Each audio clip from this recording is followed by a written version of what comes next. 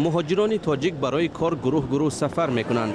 برخی از آنها در روسیه جای کاری دائمی دارند، اما بنابر نقض قاعده بود و باش به وطن استرداد شدند و حالا دیگر باره حق ورود را پیدا کردند. من در یک جا قریب 5 سال شد کار میکنم. افیشیالی میرم، لبای وریم ما را کار میکنم. به یکم کس. پیش تابستان میرفتین؟ تابستان میرم، تا زمستان کار میکنم، بوم میام خونه. خیلی باید 3 ماه میستم بوم میرم. اینجا کار نیست، کار بجای. مجبوری. ایش زندگی وزمینه میرم. من جای کار دارم دایم، اویلک میگیرم. جای خوب به پول، همش به پول برایم درآمدم که نغز است، با گشته میرم. نه ما آبش نمید. بعد چی میرم خیلی بعد بهار زمستان خالی بود. سال گذشته درآمد مهاجران کاری تاجیک در روسیه در مقایسه با سال 2015 هم 33% کمتر بود. بحران مالی، به قرب شوی روبل روسی و نبود جای کاری مناسب ده ها هزار ساکن تاجیکستان را وادار کرد که به وطن برگردند. حالا تا یک اندازه بهتر شدن وضع اقتصادی روسیه مهاجران را برای دریافت پول خوبتر امیدوار کرده است. اگر مهاجران مهنتی ما کار خوب داشته باشند، آنها نه به سردی زمستان و نه به گرمی تابستان نگاه نمی کنند.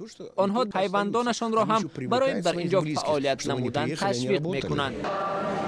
مهاجران تاجیک با وجود رسمیات مرکب پیدا کردن حق کار، مناسبت ناعادلانه ملیسه‌های عادی و ساکنان همانا به روسیه می روند.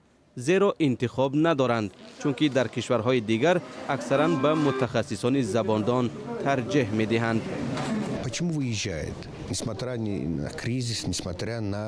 برای چی با وجود بحران و تحریمات باز هم می روند؟ مسئله این است که طلبات به مهاجران تاجیک در روسیه زیاد است. امروز و سالهای من بعد نیست. حداقل تا سال 2050 طلبات زیاد خواهد بود. این روند سالهای طولانی ادامه خواهد کرد.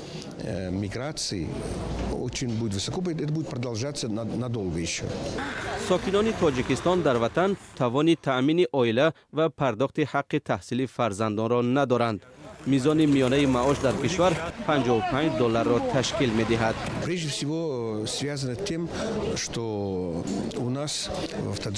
این پیش از همه به آن وابسته است که اهالی در تاجیکستان با سرعت افزایش می یابد. 160,000 نفر در جمهوری زیاد می شود. ولی ما سالانه برای 120,000 نفر جای کار می آفریم و این مقدار جایهای کاری نمی تواند همه را فرا بگیرد. طبیعی است که آنها می روند.